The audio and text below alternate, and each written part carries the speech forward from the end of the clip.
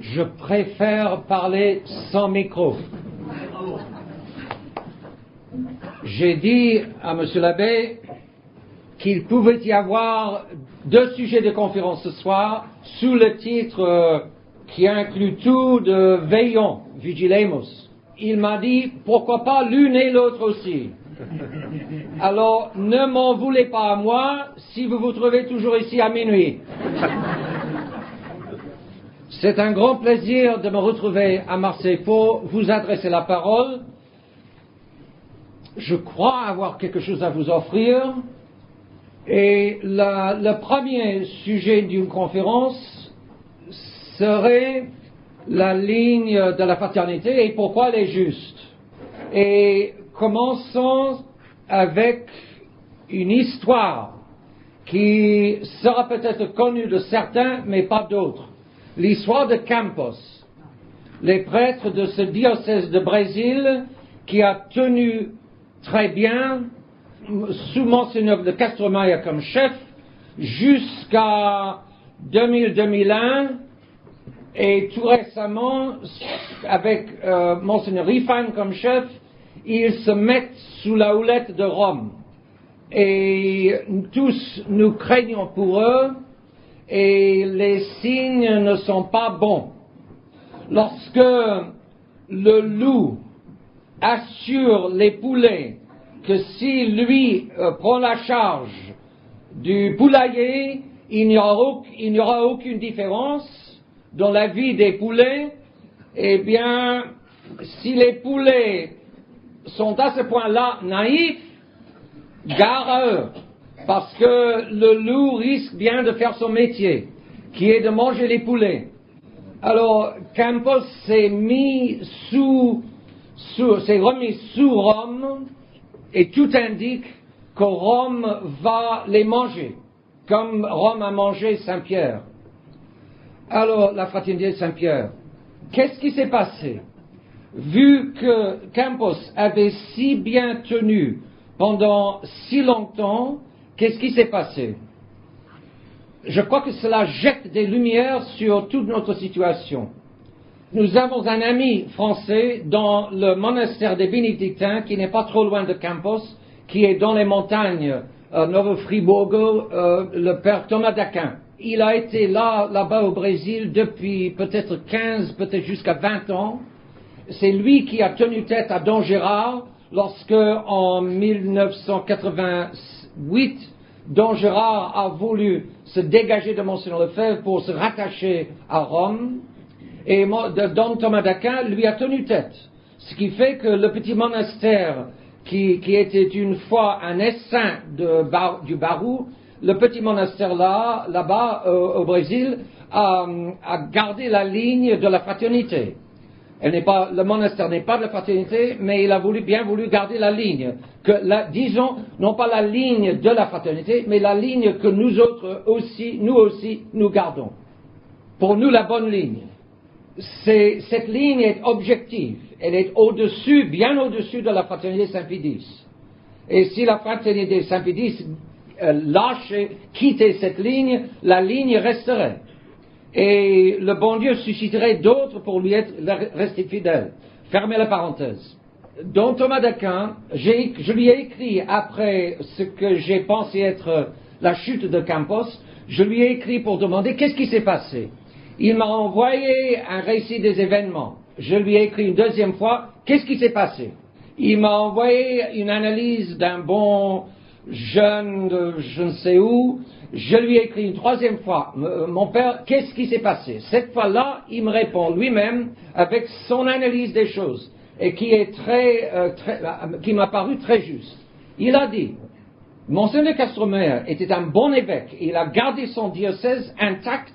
Au moment de Vatican II, il a permis à ses prêtres, tous les prêtres de son diocèse, c'est une petite trentaine de prêtres, il leur a permis de garder la messe de Saint-Pie V s'ils voulaient, ce qui a fait que les prêtres qui ne voulaient pas se sont éloignés, et de fait, les prêtres de son diocèse étaient unis aux années 70 sous leur bon évêque, gardant la bonne messe, le bon catéchisme, la vraie foi.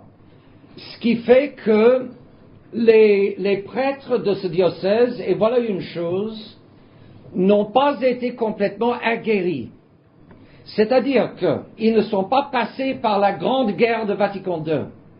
Ils ont été, d'une certaine mesure, protégés par leur évêque, leur bon évêque, mais cette protection n'a pas été une vaccination.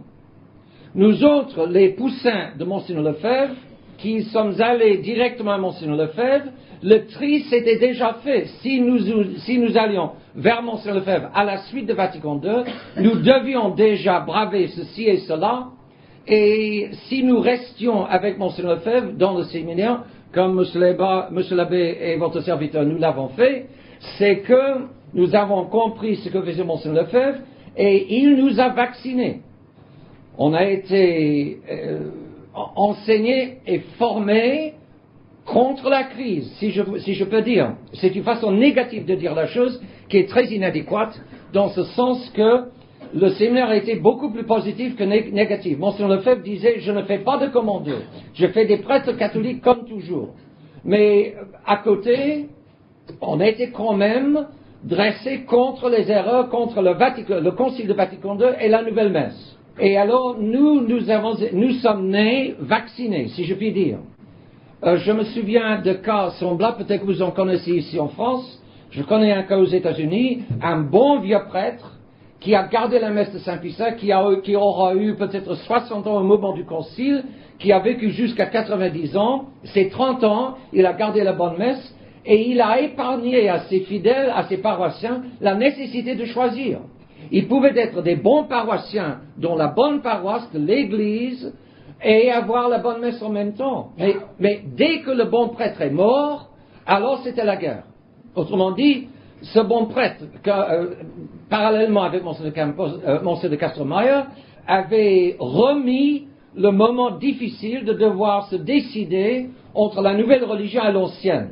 Et c'était la conciliation provisoire, mais qui devait prendre fin avec la mort du bon prêtre aux États-Unis, et de fait, la paroisse est tombée entre les mains de la fraternité Saint-Pierre.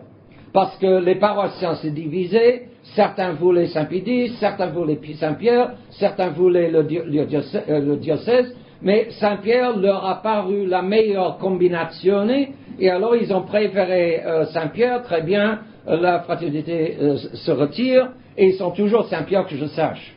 Pour dire que le bon prêtre conciliait en sa personne la loyauté entre guillemets à l'Église officielle, disons la loyauté à l'Église officielle et la bonne messe. Ce qu'il était impossible de concilier si on n'avait pas déjà 60 ans au moment du concile. Les prêtres plus jeunes au moment du concile ont été tous obligés de prendre la nouvelle messe ou de s'éloigner.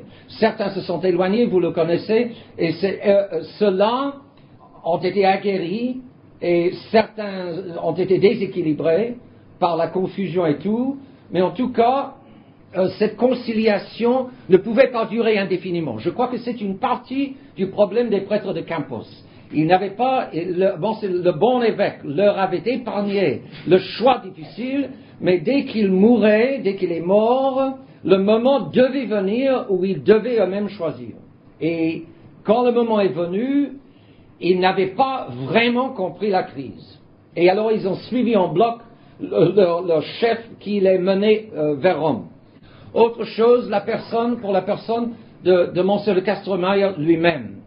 Et ici, à mon avis, l'analyse du Père Thomas d'Aquin est très juste et très intéressante.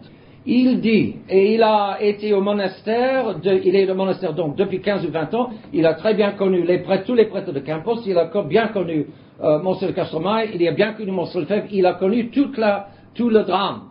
Alors ce qu'il dit, c'est que des années 70, vous vous souvenez que Monseigneur de Castromayor, tout en étant ami de Monseigneur Lefebvre et le recevant dans son diocèse, ne s'est pas déclaré publiquement tant qu'il était encore évêque diocésain. Autrement dit, comme évêque diocésain, jusqu'à sa démission obligée à l'âge de 75 ans, il a voulu faire tout ce qu'il pouvait pour son diocèse, et alors il est resté en place jusqu'à cet âge de 75 ans, jusqu'en 81. Et jusqu'à ce moment-là, il ne s'est pas déclaré publiquement à côté de Monseigneur Lefebvre. C'est seulement quand il n'avait plus rien à perdre pour sa situation officielle, d'évêque officiel, qu'il s'est déclaré en signant, vous vous souvenez peut-être, je crois en 83 et 85, deux lettres de Monseigneur Lefebvre adressées à Rome pour leur reprocher en bon français, apostasie, leur œcuménisme et tout. Et là, Monseigneur Castromaille a signé. Je crois que c'est Monseigneur Lefebvre qui a écrit les lettres. C'est pas impossible que Monseigneur Castromaille les ait écrites. De toute façon, il s'est déclaré à ce moment-là, et en 88, vous vous souviendrez, il a été là au sacre des évêques, par Monseigneur Lefebvre, à Écône, et il a fait un petit sermon, une petite déclaration excellente, ferme, claire, et très profonde, et dense. C'était une tête. Il était haut comme deux pommes, mais c'était une tête, Monseigneur de Castromaille. Il était très humble, et c'est sans doute cela qui l'a sauvé de beaucoup de choses. En tout cas, c'était une déclaration excellente. Il est mort en 91, 3 ans plus tard. Ce que dit Don Thomas d'Aquin, ayant observé toutes ces années, il dit que, aux années 80, Monseigneur Castromaille se laissait influer par Monseigneur Lefebvre. Parce que, par lui-même, Monseigneur Castromaille était tenté et par le sédévacantisme et par le légalisme. Le légalisme, c'est-à-dire que Monseigneur Castromaille a insisté pour obéir au droit canon. Même si le droit canon était aux mains des ennemis de l'Église et de la foi, Monseigneur Castromaille, avec cette mentalité de bon évêque qui obéit, il voulait obéir au droit canon, ce qui fait que, après sa démission en 81, je crois qu'il n'a ordonné qu'un seul prêtre. Alors que Monseigneur Lefebvre, bien sûr, ordonnait 10, 15, 20 chaque année à Écône, ce qui nous a donné les prêtres que nous avons maintenant dans le monde entier. Alors, si Monseigneur de Castromaille n'a pas voulu ordonner des prêtres, et Monseigneur Lefebvre a dû le pousser pour qu'il donne même les ordres mineurs, c'est que Monseigneur de Castromaille était encore dans l'obéissance à l'Église officielle. Ce n'est pas qu'il était libéral, mais c'est qu'il n'était pas monté à cette hauteur, disons, de Monseigneur Lefebvre, où on voit que la loi, le droit canon, est un moyen qui doit servir la foi comme fin. Et lorsque on profite du droit canon pour torpiller la foi, ce n'est plus le moment d'observer le droit canon. Alors le père Thomas d'Aquin de commenter que Monseigneur de Castromaille observait le droit canon excessivement selon l'opinion de Monseigneur Lefebvre, qui l'encourageait à passer outre dans la crise de la foi, mais Monseigneur Castromaille voulait obéir. C'est le côté obéissant de Monseigneur Castromaille. Par contre, et en même temps, le père Thomas d'Aquin dit que Monseigneur Lefebvre lui a dit, ou probablement c'était une conversation privée, Monseigneur Lefebvre a dit, peut-être directement au père Thomas d'Aquin, que Monseigneur Castromaille était tenté par le sédévacantisme. Et Monseigneur Lefebvre aurait dit que si ce n'était que Monseigneur Castromaille voulait rester attaché à la fraternité, il se serait peut-être déclaré sédévacantiste.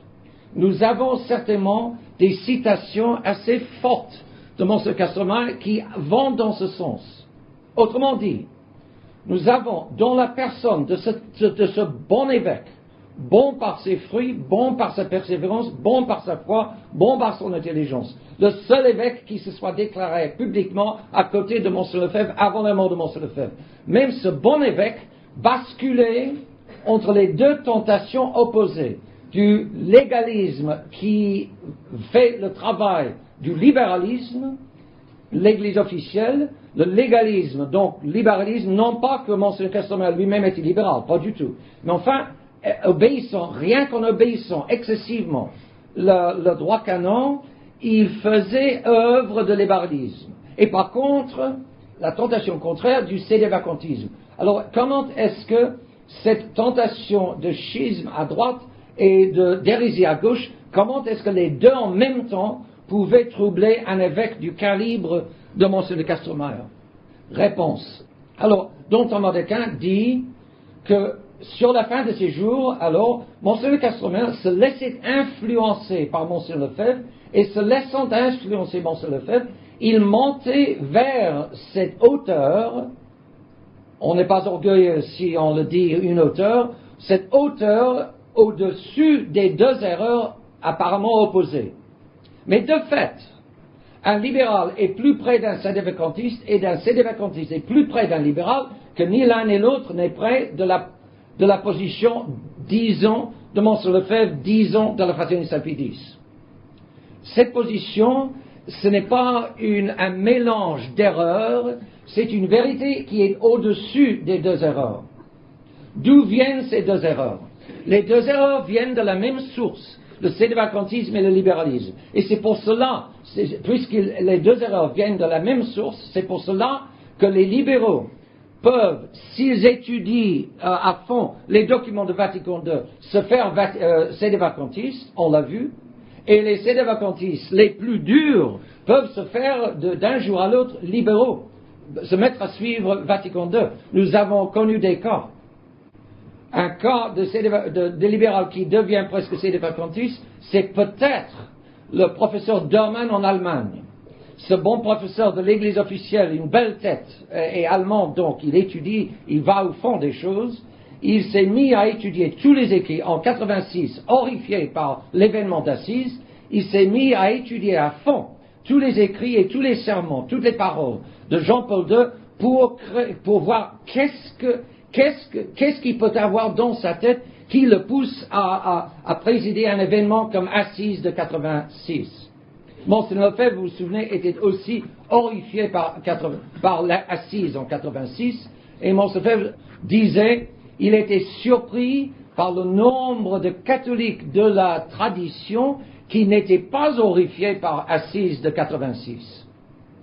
Enfin, ça, peut-être qu'il ne le disait pas en public, mais c'était une réaction au moment. Pour lui, pour Monseigneur Lefebvre, c'était une horreur contre le premier commandement. N'est-ce pas? Mettre le représentant officiel de l'unique religion vraie sur le même niveau que les représentants officiels en tant que tels de 12 religions plus ou moins fausses, sur le même niveau, c'est une horreur contre le premier commandement, disait Monseigneur Lefebvre. Alors le professeur Dorman, un Allemand donc universitaire, professeur universitaire, il était très surpris, pour dire le moins. Mais qu'est-ce que peut avoir dans la tête Jean-Paul II? Il se met à étudier. Il est tellement horrifié par ce qu'il découvre sur la pensée de Jean-Paul II, et il lui attribue une pensée plus ou moins du salut universel, la rédemption universelle, n'est-ce pas? Et qui peut lui donner tort? Qui peut donner au professeur tort? Qui, en voyant ce que fait le Jean-Paul II et en écoutant ce qu'il dit, qui peut nier que, selon toutes les apparences, il semble penser que tout le monde va au ciel? Alors ça, du point de vue catholique, c'est absolument, nécessairement faux. Alors, le professeur, ayant découvert cela, on m'a dit, je ne sais pas si c'est vrai, je le cite comme un exemple possible de quelqu'un qui, ayant suivi jusqu'à ce moment-là l'Église officielle, pensant qu'il n'y avait pas trop de problèmes, ayant vraiment étudié, il bascule presque dans le sédévacantisme. Parce qu'il se dit, comment ce pape-là peut-il être pape? Comment l'auteur de cette erreur-là, qui pense d'une façon si peu catholique, comment est-ce qu'il peut être pape? Alors, cela fait que les deux erreurs sont plus près l'une de l'autre qu'il ne paraît. Et de fait, pour peu que l'on y réfléchisse, les deux erreurs du sédévacantisme et du libéralisme sont face et pile de la même pièce de monnaie. Il suffit de retourner la pièce et vous aurez d'un libéral un sédévacantiste un libéral. Pourquoi? Parce que les deux erreurs viennent de la même source. Qu'est-ce que c'est que cette source? Expliquons la chose comme ceci. Monseigneur Lefebvre l'expliquait ainsi dans le ton. C'est pas trop compliqué. Je syllogise. Majeur. Le pape est infaillible. Et puis nous avons deux mineurs qui sont toutes les deux vraies, et nous avons une conclusion libérale et une conclusion sédévacantiste. le pape est infaillible. Or, le pape est libéral, donc le libéralisme est bon. C'est le raisonnement de catholiques sans nombre dans l'Église officielle. Je répète, le pape est infaillible, Jean-Paul II est libéral, et Paul VI était libéral, et Jean XXIII était libéral, donc les papes sont libéraux, donc le libéralisme est bon. Et on se fait libéral en suivant les papes. Par contre, de l'autre côté, le pape est infaillible, ce pape est libéral, donc il ne peut pas être pape. Les deux mêmes prémices qui donnent deux conclusions différentes et toutes les deux fausses. Deux conclusions apparemment opposées et toutes les deux fausses.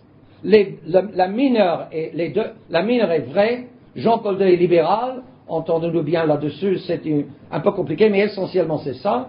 Donc, la mineure est vraie, et elle donne deux conclusions apparemment fausses, apparemment opposées, et sûrement fausses. Où doit être l'erreur? L'erreur, c'est dans l'exagération de l'infaillibilité. Le pape est infaillible, oui, mais sous des conditions très strictes. Mais depuis la définition de l'infaillibilité en 1870, on a eu ce que le père Le Floch au séminaire français a qualifié de l'infaillibilisme, c'est-à-dire l'exagération et l'incompréhension du vrai sens de cette définition de l'infaillibilité du pape. Le diable est habile, s'il ne peut pas faire tomber les hommes dans un sens, il les fera tomber dans l'autre. Jusqu'à la définition de l'infaillibilité en 1870, jusqu'à cette définition, les libéraux poussaient à dire le pape n'est pas infaillible, le pape n'est infaillible, pour miner l'autorité. L'Église se fait un concile et se dresse contre les libéraux et plante le clou, le pape est infaillible s'il parle comme pape avec l'intention de lier toute l'Église de façon définitive sur foi et mœurs.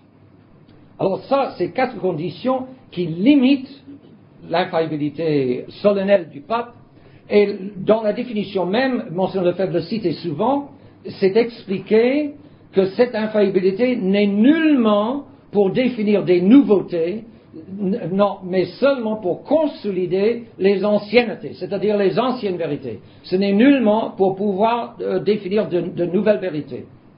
C'est le bon sens. Autrement dit, cette infaillibilité solennelle du pape, qui a toujours été, attention, c'est pas comme si cette infaillibilité commençait à partir de 1870. On définit quelque chose qui avait toujours été vrai. Les papes, depuis le début de l'Église, ont été infaillibles s'ils ont prononcé solennellement, avec ces quatre conditions. Mais le diable a fait paraître que le pape était infaillible chaque fois qu'il ouvrait la bouche. C'est l'exagération contraire. Et cela a fait le jeu du diable, justement, et Vatican II, c'est la preuve. Le fait que tant de catholiques ont suivi comme aveuglément, je dis bien comme aveuglément, Jean XXIII, Paul VI et Jean-Paul II, même lorsque ces papes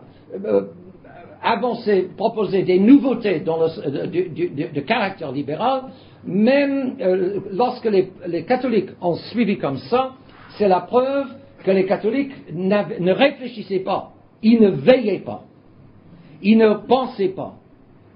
Et alors, ils suivaient, c'était peut-être la voie facile, l'obéissance, surtout si l'obéissance était allée vers le monde.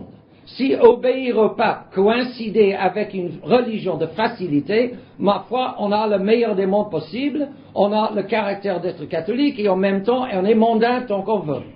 Alors ça arrange la pauvre nature humaine, blessée, et des catholiques. Alors beaucoup ont suivi, sous le titre d'obéissance, ils ont suivi une religion plus facile, et c'est toujours le cas aujourd'hui. Bon, alors, c'est l'erreur de l'exagération de l'infaillibilité. Cette erreur-là, cette erreur de penser que le pape est infaillible, même s'il déclare qu'il préfère les tomates aux concombres, je ne sais pas, n'est-ce pas? Cette erreur-là, un excès de piété, qui n'est certainement pas la vraie piété, à en juger par ses fruits, qui est la nouvelle religion de Vatican II. D'où vient cette erreur? Cette erreur de l'exagération de l'infaillibilité. Un excès même chez les catholiques, un excès d'admiration, un excès de respect pour l'autorité. Pourquoi ce excès de respect pour l'autorité? Parce que les catholiques, beaucoup de catholiques, au moment du concile, n'ont pas eu ce qu'a eu Monseigneur Lefebvre, si je puis dire, je le cite à titre d'exemple, mais nous ne parlons pas pour glorifier notre maison. S'il y avait un autre exemple, on le donnerait. Mais Monseigneur Lefebvre a eu un très grand sens d'une vérité objective qui est au-dessus des autorités. Il a eu un sens clair, une foi très claire, et une foi dans des vérités qui transcendent l'autorité. Les autorités sont là, de fait, pour servir cette vérité, la foi catholique. Et lorsque les vérités ne la servent plus, et en matière grave, on ne peut plus les suivre. C'est cela que voyait Monseigneur Lefebvre, et c'est cette foi très claire et très forte et très haute, ce sens d'un Dieu qui est bien au-dessus de ces petits instruments. Le pape n'est qu'un instrument de Dieu, il n'est pas plus. Le vicaire du Christ est bien cela, le vicaire du Christ. Le pape est au service de la vérité. Paix mes agneaux, paix mes brebis. Le pape est là pour assurer la bonne nourriture aux agneaux et aux brebis du Seigneur. Il leur offre une pâture empoisonnée. Il ne fait plus son travail de vicaire, ce n'est plus le vicaire du Christ. De là, cette distinction de Monseigneur Lefebvre entre le pape comme successeur de Pierre et le pape comme successeur de Lamennais, le pionnier du libéralisme catholique vers le début du XIXe siècle. Donc Monseigneur Lefebvre a eu une idée, personne n'était plus romain que Monseigneur Lefebvre. Personne n'avait une vénération de l'autorité en tant que telle, plus que Monseigneur Lefebvre. Je me souviens une fois, j'ai pensé, il y a des années, j'ai pensé avoir une raison de passer à côté de mon supérieur pour présenter un problème à Monseigneur Lefebvre. Il m'a reçu, mais tant qu'il soupçonnait, tant qu'il pensait que je contournais mon supérieur pour l'aborder lui, ma réception était excessivement froide. Je minais la chaîne de commande. Et c'est seulement quand il a vu que peut-être qu'il y avait raison suffisante de le faire qu'il m'a écouté plus gentiment. Mais pour vous dire, tout simplement, un exemple personnel pour vous dire le respect de l'autorité de Monseigneur Lefebvre, un respect de Rome, un respect de l'autorité, un respect de la papauté. Mais au-dessus de tout cela, il y a la foi et la vérité qui appartiennent à Dieu et à notre Seigneur. Et donc le pape n'est pas suprême. Et donc, il n'est pas en toute situation et presque sans condition infaillible. Il y a des limites à son infaillibilité, et lorsqu'il dit des bêtises, ce sont des bêtises qu'il dit, et les bêtises ne cessent pas d'être bêtises parce qu'elles sont dites par un pape. Au Moyen-Âge, on avait un sens bien plus robuste de ce qu'est le pape. Dans sa comédie divine, on mettait pas mal dans son inferno. Et dans le purgatoire a purgé pas mal de bêtises et de crimes comme pape. Alors au Moyen-Âge, on distinguait très bien entre Dieu et la vérité, d'une part, et le pape qui en est l'instrument, et les évêques et les cardinaux qui n'en sont que les instruments d'autre part. Mais aujourd'hui, en général, les hommes ont perdu et le sens d'un Dieu transcendant et le sens d'une vérité objective et indépendante de nous autres hommes, et indépendante même du pape. On a perdu parce que nous autres aujourd'hui, nous nageons dans le subjectivisme. Il faut s'en rendre compte. Il faut veiller, il faut réfléchir, il faut penser. Il faut se rendre compte que nous sommes entourés d'un monde qui est saturé dans le subjectivisme. Qu'est-ce que c'est que le subjectivisme? En deux mots, c'est que c'est moi qui fais la vérité. N'est-ce pas? C'est Saint Pidis, lorsqu'il analyse le modernisme dans sa grande encyclique Pascendi de 1907, il dit exactement ça. Et il a dit à un autre moment, l'hérésie moderne est le kantisme et l'hérésie moderne. Autrement dit, l'hérésie moderne, c'est le kantisme. la philosophie d'Immanuel Kant, qui a été le prince du subjectivisme en philosophie, qui s'est ensuite répandu et y compris dans la théologie. Le subjectivisme, c'est moi qui fais la vérité. Dit Kant, l'esprit est incapable de connaître son objet. Je pense que ça c'est un mur, et mes sens me disent que c'est un mur. Les données sensibles sont d'une blancheur qui me paraît être un mur, mais je ne sais pas si c'est un mur. Je n'ai que les données sensibles. Au-delà des données sensibles, je ne peux rien connaître. C'est peut-être un éléphant. Et si moi, je prends sur moi de dire que ces données sensibles sont les données d'un éléphant et non pas d'un mur, eh bien c'est un éléphant. C'est moi qui crée l'objet. Autrement dit, je suis Dieu. On voit l'orgueil du modernisme. Mais le modernisme, ce subjectivisme, autrement dit, ce n'est plus l'objet qui s'impose à moi, du dehors. Par exemple, ça c'est une fenêtre, ça c'est un blason, ça c'est une chaise, etc. Non, c'est moi qui dis, toi, tu es une chaise. Bonheur pour toi, je reconnais que tu es une chaise. Mais moi, si je ne voulais pas que tu fusses une chaise, tu ne le serais pas. Ah, la pauvre petite chaise, on a pour son compte. Hein? Et ainsi de suite. Vous me direz, c'est fou. Vous avez parfaitement raison. Et c'est pour cela que ces asiles psychiatriques sont pleins aujourd'hui. Et les pauvres médecins diront aux prêtres, faites votre travail, parce qu'un bon nombre de mes patients, c'est des problèmes qui vous reviennent à vous. Et moi, l'âme et le corps sont très liés intimement, on ne peut plus intimement unis. Alors un problème de l'âme déborde sur le corps, le physicien essaie de traiter le problème du corps, mais beaucoup de physiciens intelligents se rendent compte que ce n'est pas un problème du corps, c'est un problème de l'âme. C'est pour cela qu'ils voudraient en revenir au prêtre, mais le médecin intelligent veut revenir au prêtre, mais beaucoup de patients ne veulent pas revenir au prêtre. Ils ne veulent pas admettre Dieu, ils ne veulent pas revenir à la vieille religion, ils ne veulent pas revenir à une vérité objective qui s'impose à eux, ils veulent la liberté ultime, et la liberté ultime, c'est bien de dire, ça ce n'est pas de l'eau, c'est du vin, ou ça ce n'est pas un verre, c'est une tasse, ou c'est une soucoupe, ou quoi que ce soit. Alors là, je suis libre. Ce n'est plus le verre qui s'impose à moi comme étant verre, je suis libre de dire que c'est une tortue. C'est un chien. Alors là, c'est l'ultime liberté. Vous me direz, c'est la liberté de la folie, tout à fait d'accord, mais de fait, les modernistes et les subjectivistes sont très sélectifs dans leur folie. Ils descendent le matin au petit déjeuner, et madame a mis devant monsieur le moderniste une tasse de liquide noir. Alors libre à notre cher moderniste, à notre cher professeur de philosophie dans l'université, libre à lui de dire, toi tu n'es pas du café.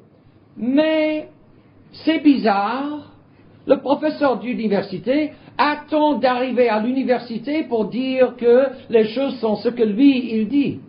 Tant qu'il est à la maison, il boit ce liquide parce que s'il ne le boivait pas, il aurait soif. Alors il descend dans le garage, notre cher moderniste, notre cher professeur d'université de philosophie à l'université, et il met le moteur, et le moteur ne marche pas. Alors c'est drôle, mais il sort de son apparence de voiture pour lever l'apparence du capot, pour examiner l'apparence du moteur avec ses apparences du doigt, et quand il a arrangé les apparences, il se remet dans son apparence de voiture pour remettre l'apparence de l'ignition, et c'est drôle, il arrive à l'apparence de l'université. Et une fois à l'université, là, il commence à mettre en question ce que ses sens lui disent. Et il a devant lui une classe de pauvres petits qui, 18, 19, 20 ans, qui sont tout ébahis devant le professeur universitaire, professeur de philosophie. Et savez-vous la première chose que ces grands professeurs de philosophie dans ces grandes universités, la première chose qu'ils disent à cette pauvre jeunesse, Tu ne peux pas croire en ce que te disent tes sens. Quand tu rêves, quand tu as un mauvais rêve, tu t'éveilles et tu vois que tes sens t'ont trompé. Quand tu mets un bâton dans l'eau, le bâton apparaît se plier, tu sais bien que le bâton ne se plie pas, tes sens te trompent. Tous des exemples comme ça. De fait, les sens ne trompent pas. C'est l'eau qui plie les rayons de lumière en sorte que les yeux disent juste. C'est l'esprit qui conclut que le bâton est plié. Bon, les sens ne trompent pas. Sauf bien sûr si j'ai mangé trop de fromage vert hier soir, alors là mes sens sont un peu troublés.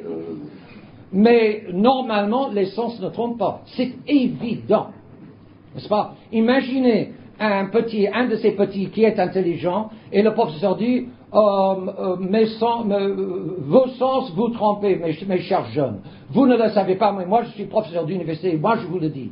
Alors un petit intelligent me poserait la question, mais monsieur le professeur, pourquoi nous parlez-vous des vins de la Provence? Alors là, le professeur se gratte la tête parce qu'il a bien entendu. Il croise ses oreilles. Le petit a posé la question sur les vins de Provence et il dit, mais je n'ai pas parlé des vins de Provence.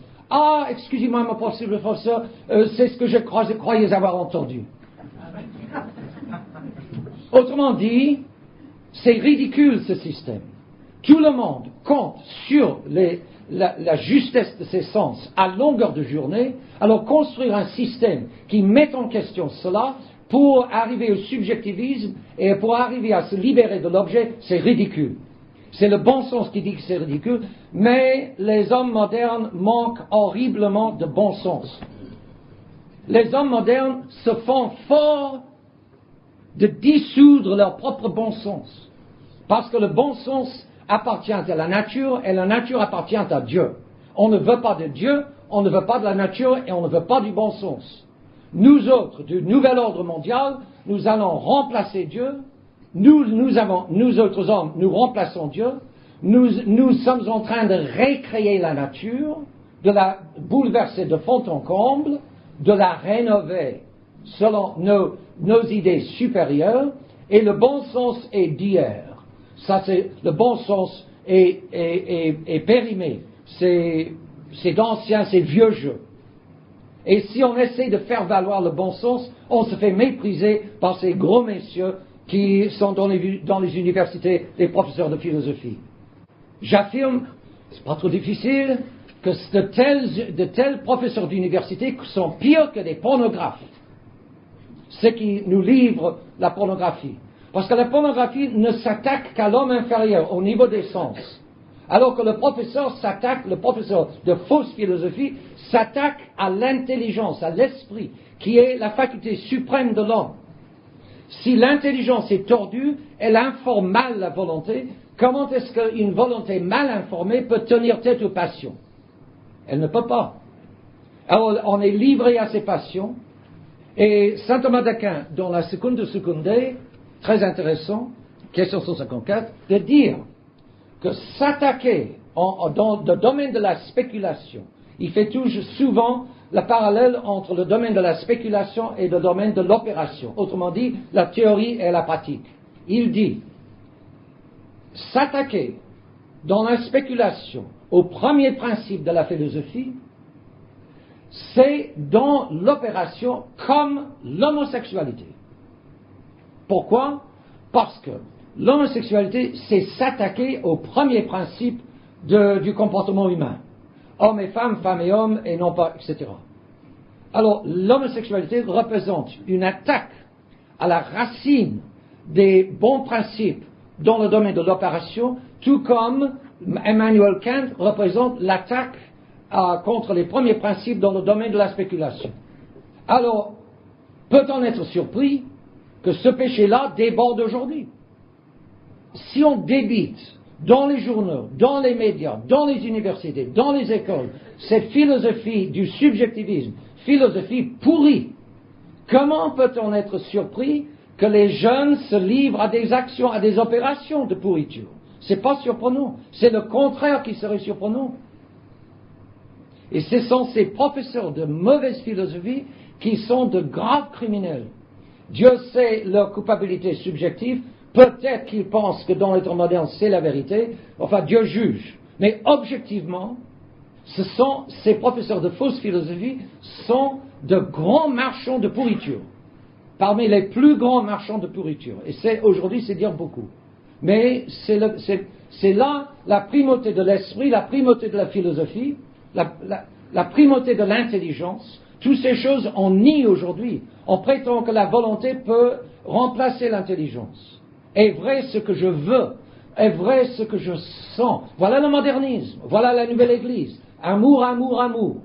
Je sens mes sentiments.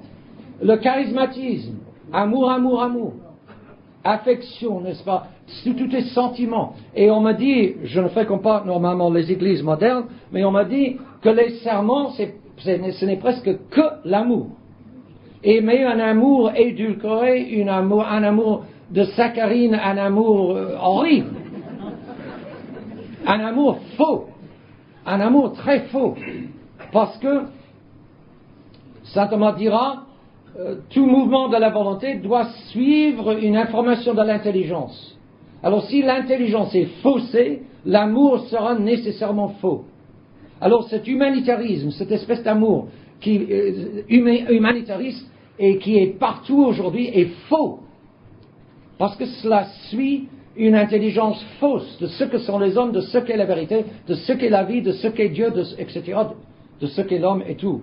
Alors pour revenir, le monde aujourd'hui est très subjectiviste. On a perdu l'objet. On a voulu perdre l'objet. Parce que pour être libre de l'objet, c'est l'ultime liberté. Lénine a dit, nous refaisons la nature humaine. Et on voit aujourd'hui, exemple que je cite toujours, les rapports entre hommes et femmes. Comment et à quel point on fausse, en particulier la nature féminine. Disons aux États-Unis, c'est pas le cas en France, rassurez-vous, mais c'est les méchants États-Unis. Donc je ne parle que des mauvais États-Unis, n'est-ce pas? Bon. Alors dans les mauvais États-Unis, les femmes deviennent dures et les hommes deviennent mous.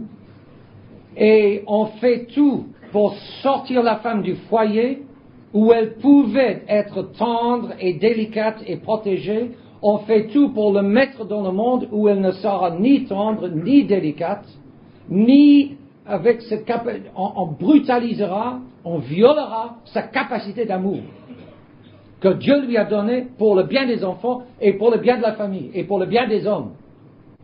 Et aujourd'hui, où les femmes sont déféminisées délibérément de la part des francs-maçons et des autres qui mènent le monde moderne, mais la masse des hommes suit, et suit volontiers, parce que c'est commode, c'est plus facile, les hommes n'ont plus à mener, les hommes n'ont plus à croire en quelque chose, les hommes sont dégagés de leurs responsabilités, débrouille-toi ma petite, je t'aime, mais débrouille-toi. Et alors, les hommes deviennent, dans le libéralisme, de tels mollassons que beaucoup de pauvres femmes doivent se faire des hommes pour les remplacer. Elles ne veulent pas. Et tout ce qu'elles voudraient, les bonnes, tout ce qu'elles voudraient, c'est que leur homme soit un homme, mais il ne l'est pas. Parce que, pourquoi? Encore la différence entre l'homme et la femme. La différence naturelle, et vous savez, le vieux dicton, chasser la nature et revient au galop.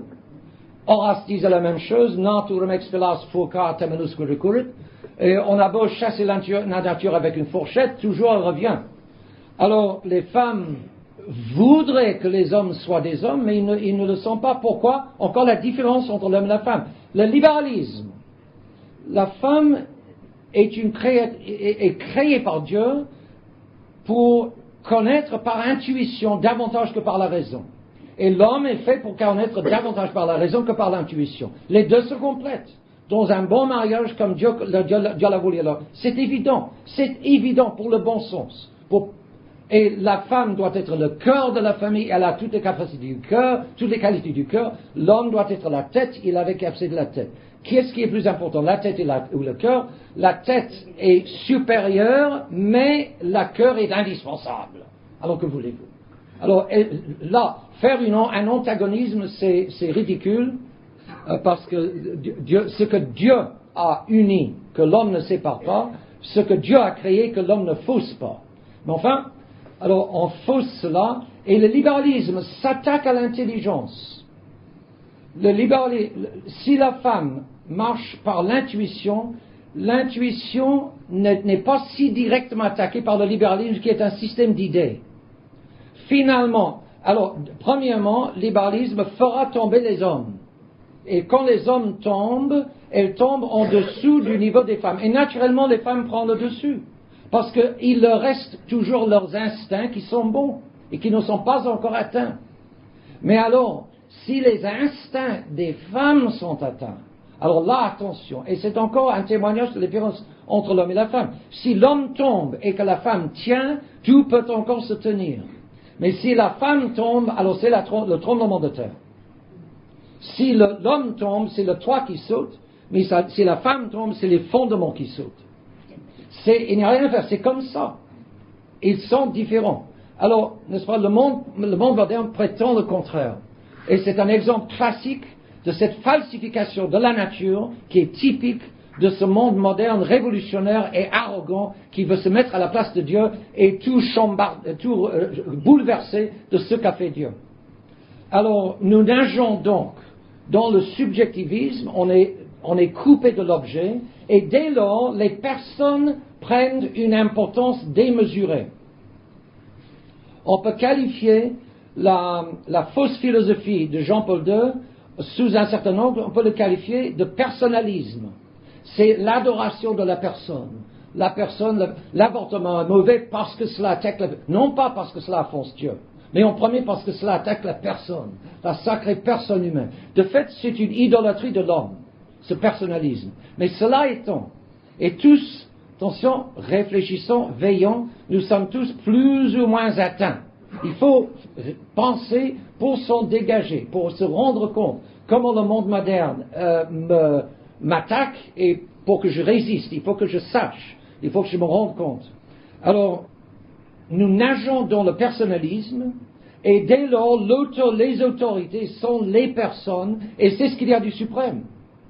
Alors, dans ce monde subjectiviste et personnaliste qui a perdu l'objet et qui a perdu la vérité objective, en perdant l'objet, en se coupant dans l'objet, pour la liberté, pour jurer de la liberté, les personnes prennent une importance démesurée.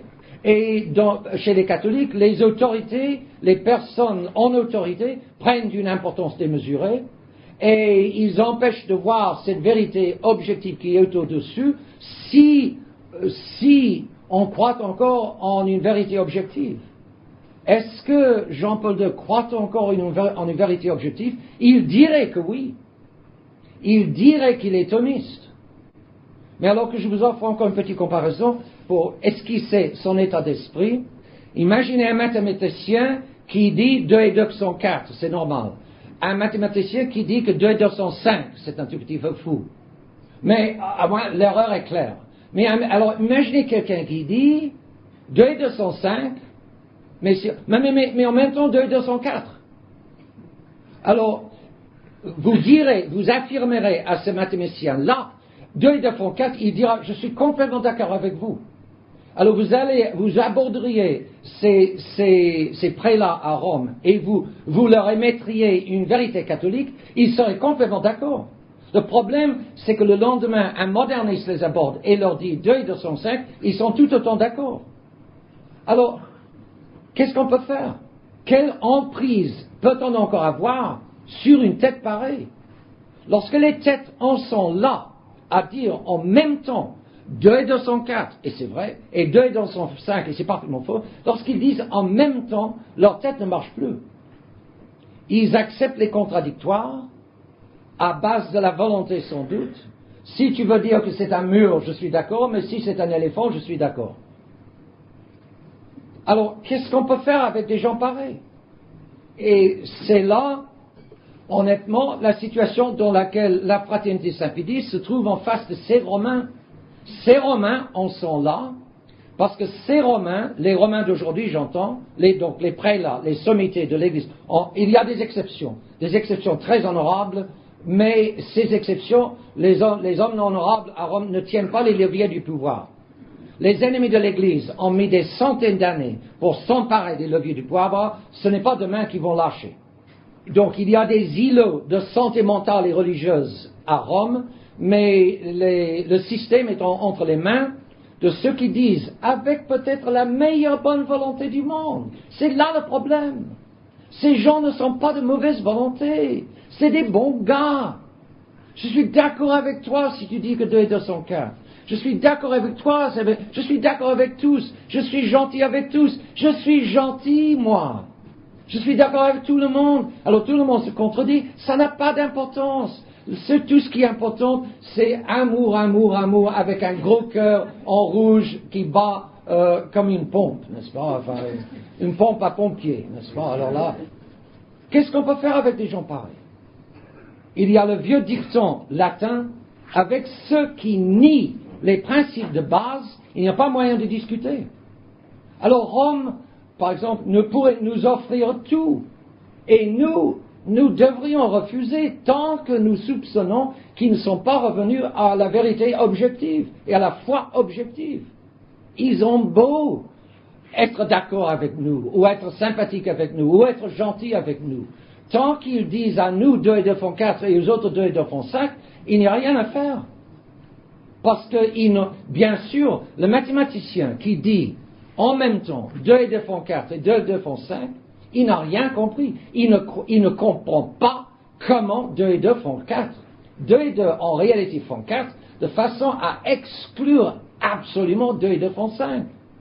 La vérité catholique est vraie, la foi catholique est vraie, de façon à exclure absolument ce nouvel œcuménisme, ce n'importe quoi.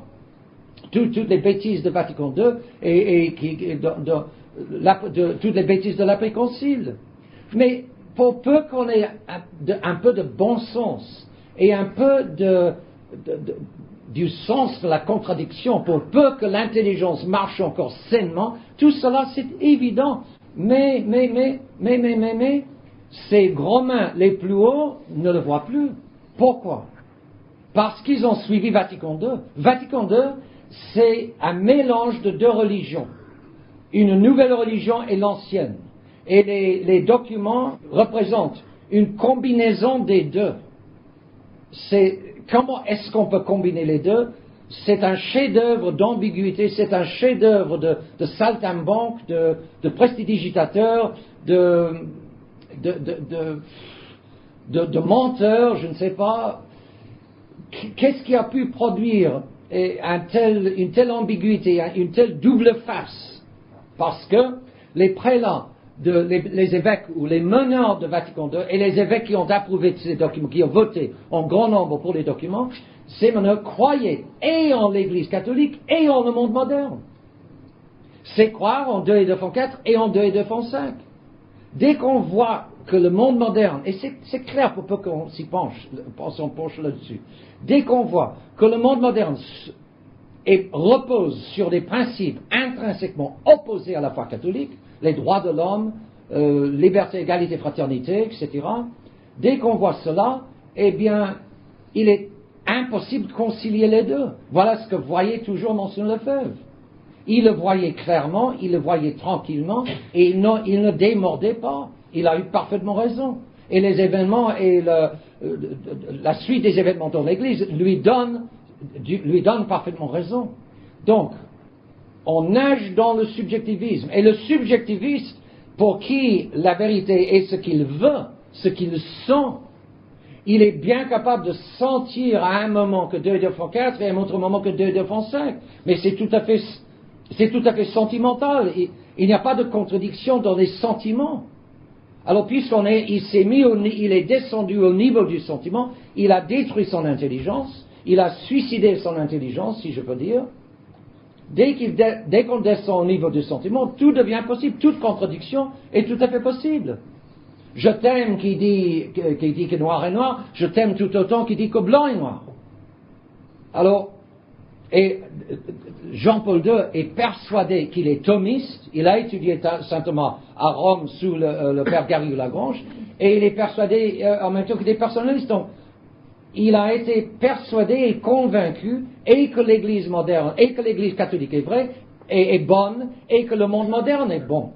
Puisque les deux sont bons, ils le sont, il ne peut pas être impossible de les concilier. Alors le tout, c'est de trouver le moyen de les concilier et de présenter cette conciliation au monde.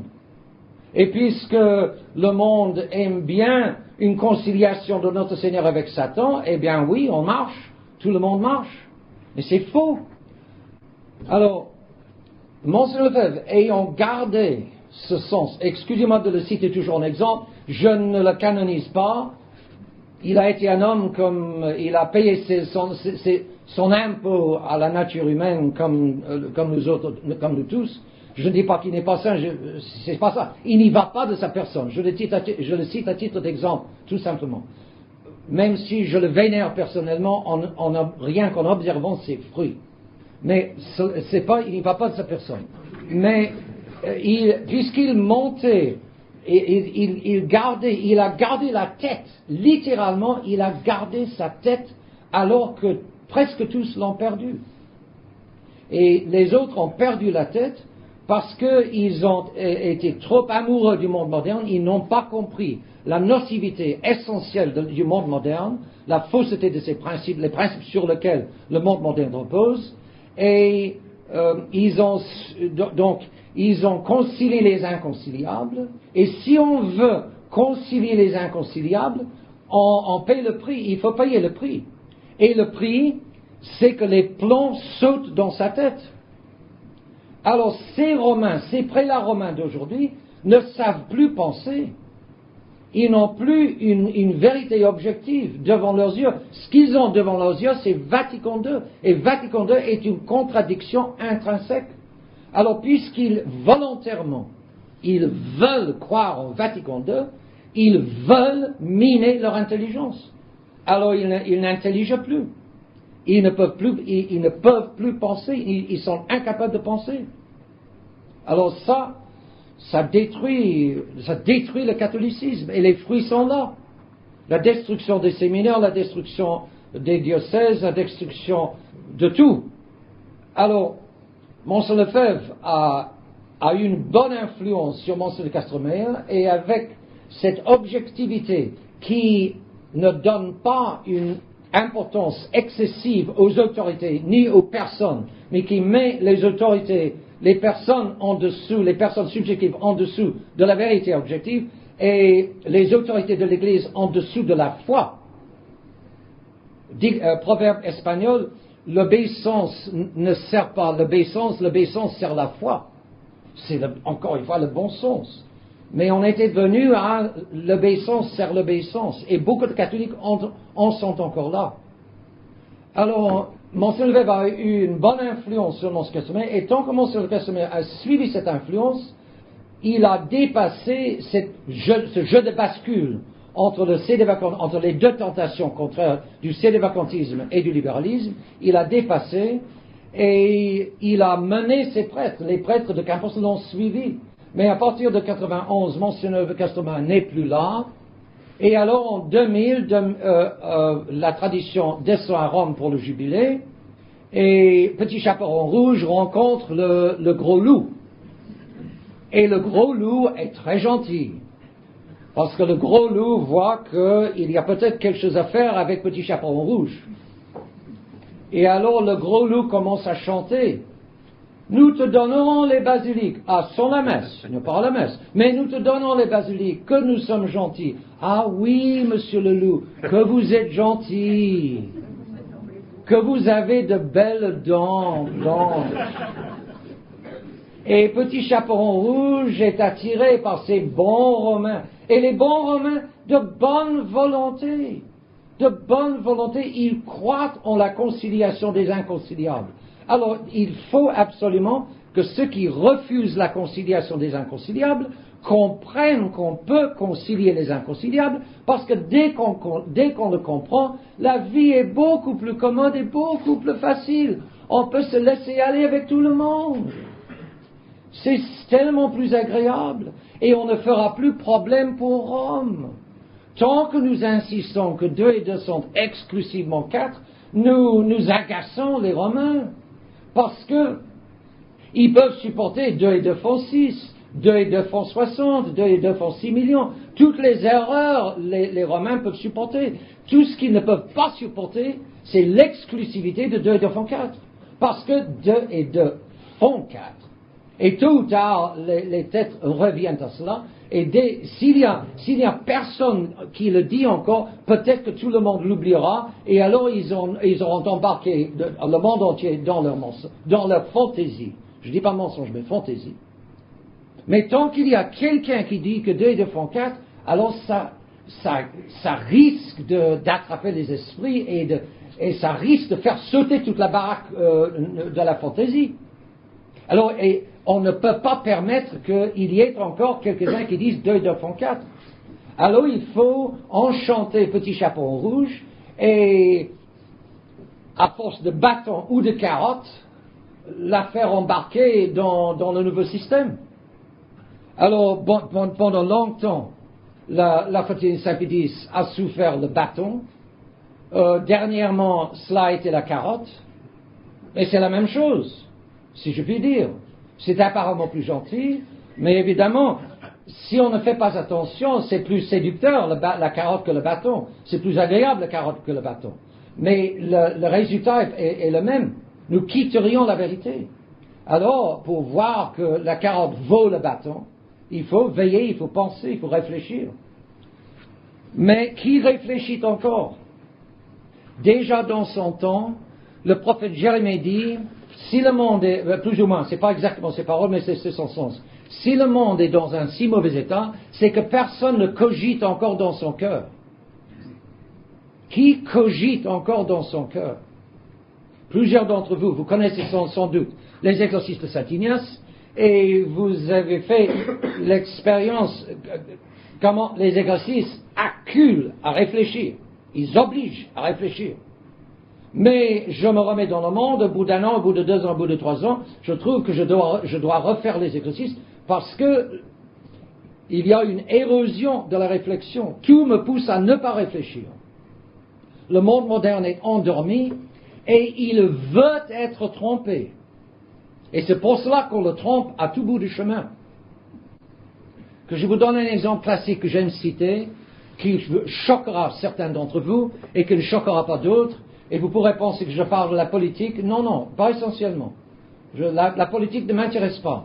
Mais l'état des esprits et l'amollissement des esprits, le manque de réflexion, ça mène à l'antichrist. C'est un problème religieux. Très rapidement. 1898, la guerre américano-hispano-américaine, sur Cuba, etc., lancée par les États-Unis en fonction de l'outrage public par le fait qu'un cuirassier américain, le Maine, USS Maine, a été coulé par une explosion dans le port de Havane, je pense. Grand outrage, c'est les Espagnols qui l'ont fait. Il paraît après que le métal du cuirassier à l'endroit de l'explosion n'a pas été plié vers l'intérieur comme par un mine appliqué de l'extérieur, ce qui serait le cas pour les Espagnols. Le métal a sauté vers l'extérieur, donc l'explosion était du dedans. C'était commode, parce que l'outrage public exagéré, exacerbé par les médias a permis de déclarer cette guerre dans un outrage, un sens d'outrage self-righteousness, avec un grand sens de justice, on est allé guerroyer contre les Espagnols. Bon, en 1915, les francs-maçons veulent que l'Amérique entre dans la Première Guerre mondiale, et c'est la Lusitanie qui est coulée entre l'Irlande et l'Angleterre. Lord Birkenhead préside l'enquête, il sort de l'enquête sur cette affaire, disant « It's a dirty affair », c'est une sale affaire. His Lordship aura découvert des choses, une tête de juriste sans doute. De fait, il y a beaucoup d'indications que les alliés, donc les Britanniques en particulier, ont voulu présenter cette cible aux sous-mariniers allemands pour que les Allemands coulent la Lusitanie, pour que 1500 passagers, un bon nombre, meurent. Ensuite, on a publié les réclames, la publicité, avec une belle jeune mère qui noyée avec ses cheveux qui flottent dans l'eau, qui berce un pauvre petit bébé noyé aussi, bien sûr, et l'outrage public fait aide beaucoup que 2 ans plus tard, les États-Unis entrent en guerre en 1917, ce que les Américains, par eux-mêmes, le peuple américain n'aurait pas voulu. Ils ne voulaient pas s'engager dans cette guerre. C'était une affaire des Européens, c'est pas nous. Mais les francs-maçons voulaient que la guerre finisse de façon franc-maçonne, et c'est bien sûr Woodrow Wilson qui a présidé à la paix de Versailles, etc. Et c'était une victoire des maçons qui a préparé, qui a tout fait pour qu'il y ait la Deuxième Guerre mondiale. Les Américains ne veulent pas entrer dans la Deuxième Guerre mondiale. Comment faire qu'ils y entreront? Pearl Harbor.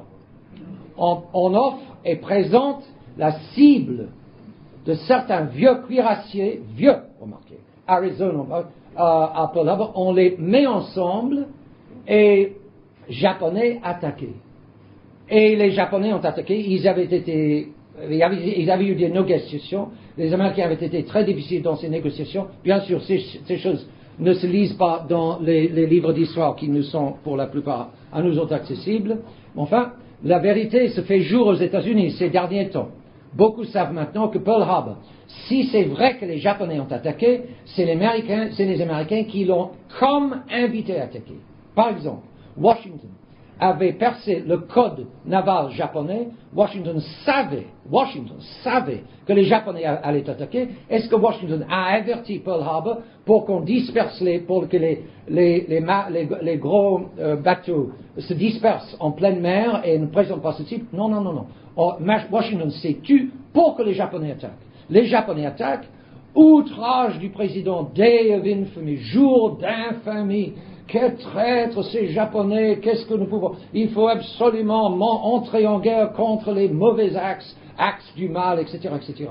Cette rhétorique que nous avons connue ces derniers temps. Autrement dit, c'est Pearl Harbor et seulement Pearl Harbor qui a permis aux États-Unis d'entrer dans la Deuxième Guerre mondiale. Et dernièrement, nous avons la chute des 2 tours. J'en ai parlé à la dernière fois, mais pas sous cet angle-ci. Il y a beaucoup d'évidences, beaucoup d'arguments pour conclure que la chute des 2 tours et l'attaque contre le Pentagone n'était pas du tout l'œuvre des Arabes. Par exemple, les journaux ont tout de suite dénoncé Bin Laden. Comment voulez-vous que Bin Laden, dans une caverne en Afghanistan, avec peut-être un portable et une machine à fax, dirige une opération d'une envergure pareille dans les États-Unis, de l'autre côté du monde. Surtout lorsque les satellites américains sont capables de capter tous les messages électroniques qui passent. C'est ridicule. Mais, si vous connaissez les livres de Vladimir Volkov, et je dis tout ceci pour dire à quel point aujourd'hui nous sommes en général bêtes, nous ne sommes pas plus intelligents que nos ancêtres, que nous sommes bien plus stupides que nos ancêtres, parce que nous sommes orgueilleux, parce que nous nous faisons forts d'être scientifiques et technologiques, ce que n'étaient pas nos ancêtres.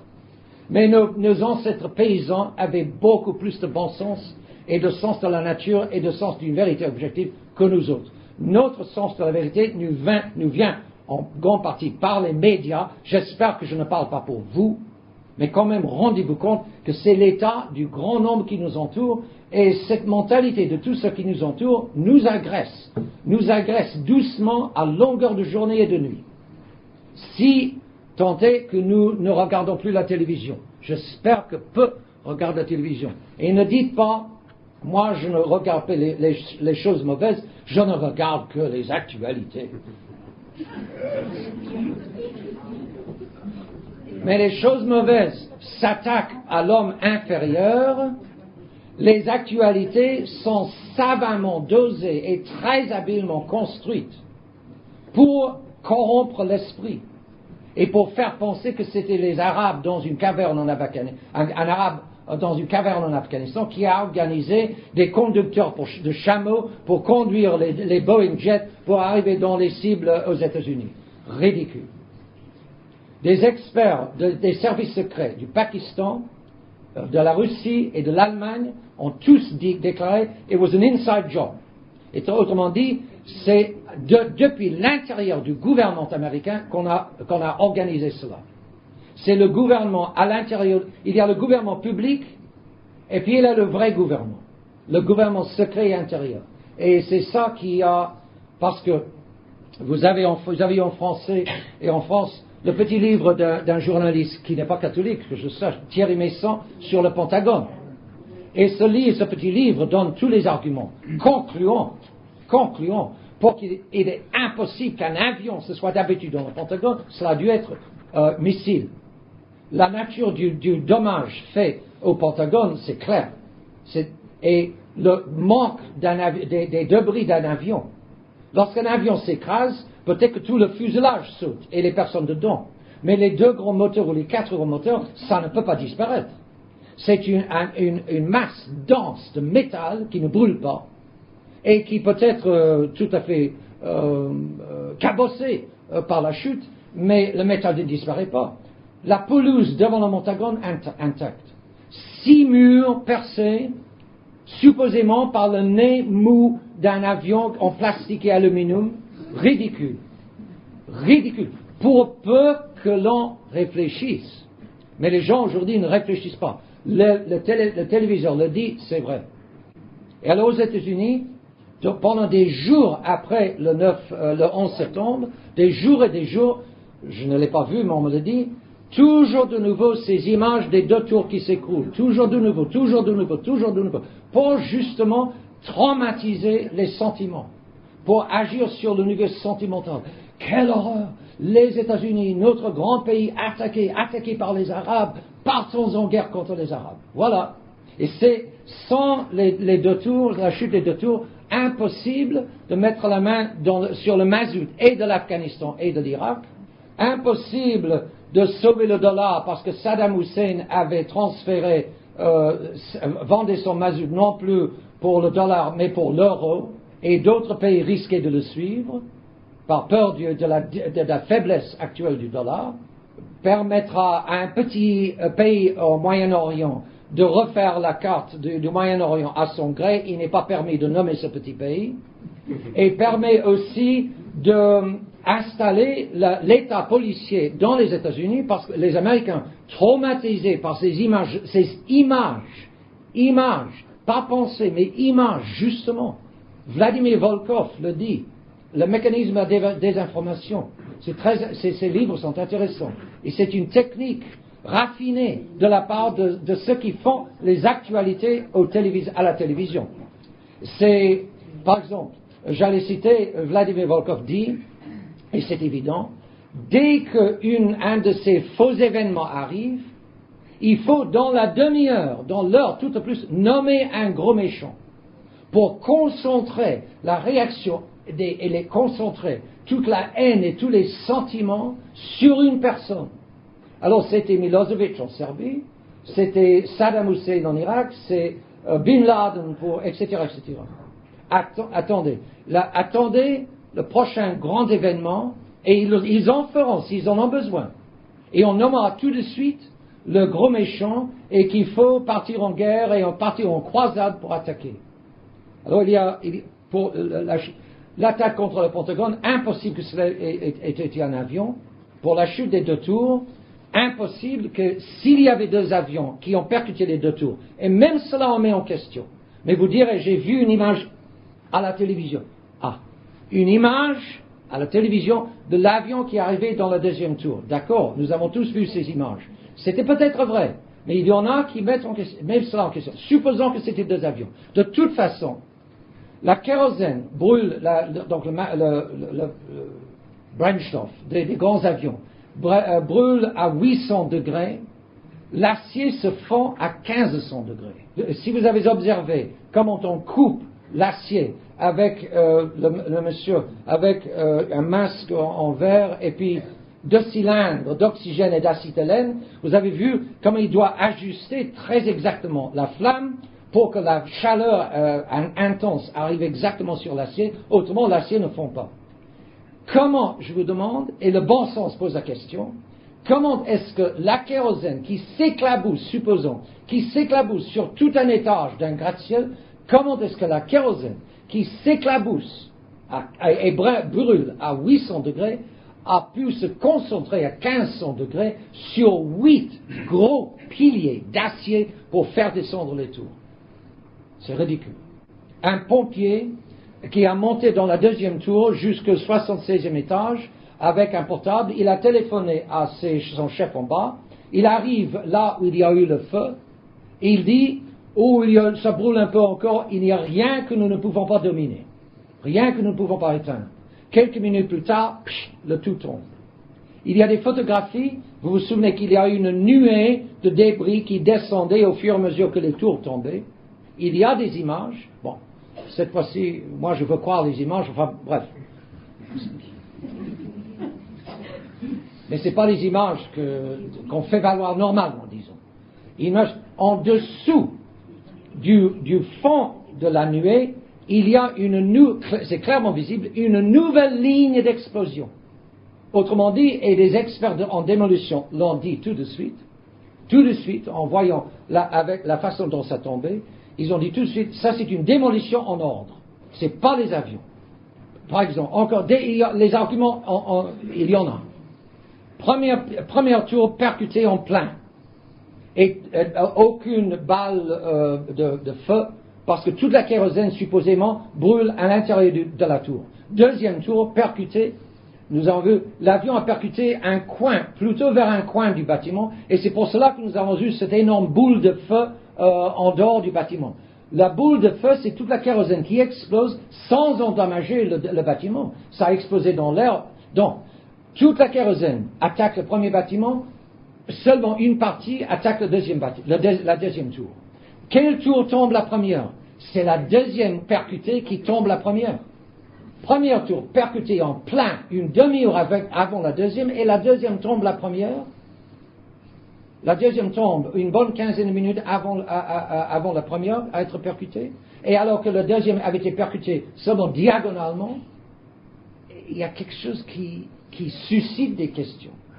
Alors, si ce n'était pas les avions, qu'est-ce que cela a bien pu être? Des séismographes près de New York ont enregistré de petites secousses, non pas au moment de l'impact de tout le débris qui arrivait, 250 000 tonnes de béton, mais juste avant la chute de chaque tour. Qu'est-ce que ça veut dire? Il est tout à fait dans le domaine du possible qu'on ait planté de petites bombes nucléaires pour couper le fond des piliers en acier, parce que c'est comme ça qu'on fait en démolition. On mine le fond, et puis le reste se détruit par son poids. Et c'est ce que nous avons vu dans la démolition des deux tours. Explication du fait que la deuxième tour à être percutée tombe la première, explication qui est possible. Qui sait? Il est certain que la télévision ne lui dit pas vrai. Ça, c'est certain. Les médias nous mentent. Ils ont menti un coup. Le gouvernement secret avec les médias, tous les deux contrôlés, maîtrisés par les mêmes personnes, qui nous mènent en bateau comme ils veulent, parce que nous sommes si stupides, parce que nous sommes si orgueilleux, et nous sommes tout prêts à être les moutons imbéciles de l'Antichrist. L'Antichrist n'est pas très loin à cette allure-ci. Et plus on se prend pour quelqu'un, plus on est bête. Alors, explication possible, c'est que, justement, l'incendie dans la deuxième tour risquait de s'éteindre avant l'incendie dans la première tour, mais il fallait absolument que la tour tombe avant la fin de l'apparence de l'incendie. Tant qu'il y avait de la fumée, on pouvait penser que c'est la fumée qui causait la chute. Alors l'incendie allait s'éteindre dans la deuxième tour parce que justement une moitié de la kérosène était explosée dehors, donc cela a fait moins de fumée, plus de feu mais moins de fumée. Alors il fallait appuyer sur le bouton pour la deuxième tour avant d'appuyer sur le bouton pour le premier tour. Tout à fait possible. Et vous vous souvenez peut-être immédiatement après, on nous a annoncé 15 000 morts. De quoi traumatiser? 15 000 morts. Ça s'est diminué jusqu'à 2500. Pearl Harbor, c'était quelques 2000 matelots. 2,000 of our brave boys, treacherously killed by the vile Japanese. Vous connaissez la rhétorique. 2000 de nos braves garçons. Sentiment. Et c'est une désinformation à non plus finir. Mais pourquoi? Parce que nous sommes bêtes. Parce que on est détaché de l'objet, on est plongé dans la fantaisie de la télévision, du cinéma, de ces petits écrans. Et le dernier en présence, ce n'est même plus l'Internet, c'est maintenant la petite écran sur mon portable. Et il y a des petits animaux qui dansent sur mon petit écran. Et vous savez bien, les Japonais ont fait un jeu qui est un chien. Alors, il faut nourrir le chien, autrement ça se plaint, et il faut promener le chien en dehors, autrement ça fait un problème. Tout cela avec un petit ordinateur qu'on porte dans la poche. Le dernier, les Japonais ont inventé un petit ordinateur qui fabrique des rêves. Alors vous pouvez, une petite machine à rêve. Je ne sais pas comment ça marche, mais enfin, ça doit se vendre, peut-être que ça ne se peut pas. Ah, mes chers amis, le monde va rapidement vers sa ruine, on se plonge dans la fantaisie toujours plus, on fait fi des 10 commandements de Dieu, tout cela c'est vieux jeu, de la foi de toujours, d'une vérité qui s'impose à nous. Nous autres hommes modernes, nous faisons comme nous voulons. Et nous réussissons à merveille. Tout est pour le mieux dans le meilleur de ces mondes technologiques d'aujourd'hui. Alors, quel est le problème? Vous fabriquez des problèmes si vous ne pensez pas que tout est pour le mieux. Et comment garder son sens de la réalité et son amour de la vérité? Si on ne garde pas l'amour de la vérité, on ne garde pas la vérité. Il faut aimer la vérité, autrement on la perdra. Tout est fait aujourd'hui pour nous faire perdre la vérité. Comment garderons l'amour de la vérité? Petit avis, la grande défense, protection de l'amour de la vérité, c'est la prière du chapelet ou du rosaire. Mieux le rosaire. Il est plus facile qu'on ne pense de prier 15 mystères par jour, et Dieu sait si aujourd'hui c'est nécessaire. Sinon pour nous-mêmes, pour ces milliards et milliards d'hommes qui nous entourent, plongés dans une fantaisie mortelle qui les mène vers leur ruine, demain ou après-demain. Alors, pour que les yeux s'ouvrent et pour que mes yeux ne se ferment pas à cette vérité, le chapelet, le rosaire. Je ne sais pas, mais bien sûr, la Sainte Vierge y met la main. Enfin, la Sainte Vierge intervient et nous gardons l'amour de la vérité. Pour le sens de la réalité, je crois la messe, la vraie messe. Je parle de façon schématique, c'est évident. Mais le vrai sacrifice, vous et moi, de par notre foi, nous savons que lorsqu'on célèbre validement la messe, et c'est une vraie messe, eh bien, Dieu lui-même, corps, son âme et divinité, est réellement, vraiment et substantiellement présent. Voilà ce que dit l'Église. Nous le savons. Et là, on a une réalité qui s'impose à nous et qui nous élève, bien sûr, qui s'impose. Le mot est dur. Mais il y a une réalité qui nous transcende totalement et qui nous emmène avec elle, avec cette vérité, à Dieu et au ciel. Alors, là, il y a la réalité, la présence réelle. Et ça, c'est beaucoup plus réel que la télévision, c'est évident. Et beaucoup plus réel que toutes sortes de réalités entachées de péchés qui m'entourent. Ce sacrifice est parfaitement libre, c'est notre Seigneur, c'est parfaitement libre de tous les encombrements et salissures de ce pauvre monde qui est nôtre. Alors, pour garder la réalité et la vérité, ces remèdes de toujours, on ne peut plus classique, on ne peut plus simple, mais pour les catholiques, évident, la vraie messe et le rosaire. Pour le reste, lisez. On a dit lisez, moi je dis, lisez pas seulement les choses pieuses, parce que beaucoup de catholiques des années 50 étaient pieux, mais cela ne les a pas sauvés des bêtises de Vatican II, de la nouvelle religion. C'est pas une piété même qu'ils ont insisté pour suivre les prélats qui les menaient vers la nouvelle religion, Alors, lisez,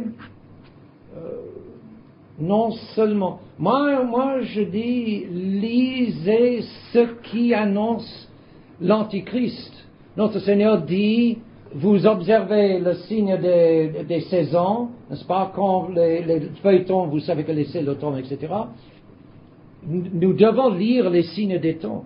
Ce n'est pas dire que nous devons nous plonger dans les médias, mais des livres sérieux et intelligents. Je suis sûr que beaucoup d'entre vous lisez déjà ces livres-là. Par exemple, sur la franc-maçonnerie. Tout ça, c'est malheureux et c'est pas l'essentiel. Mais aujourd'hui, il faut connaître l'ennemi et il faut connaître sa méchanceté. C'est à côté si vous voulez, mais si on ne connaît pas, on est apte à rentrer dans la sentimentalité. Tout le monde est beau, tout le monde est doux, tout le monde est gentil, tout le monde a des bonnes intentions, etc. Et c'est parfaitement faux.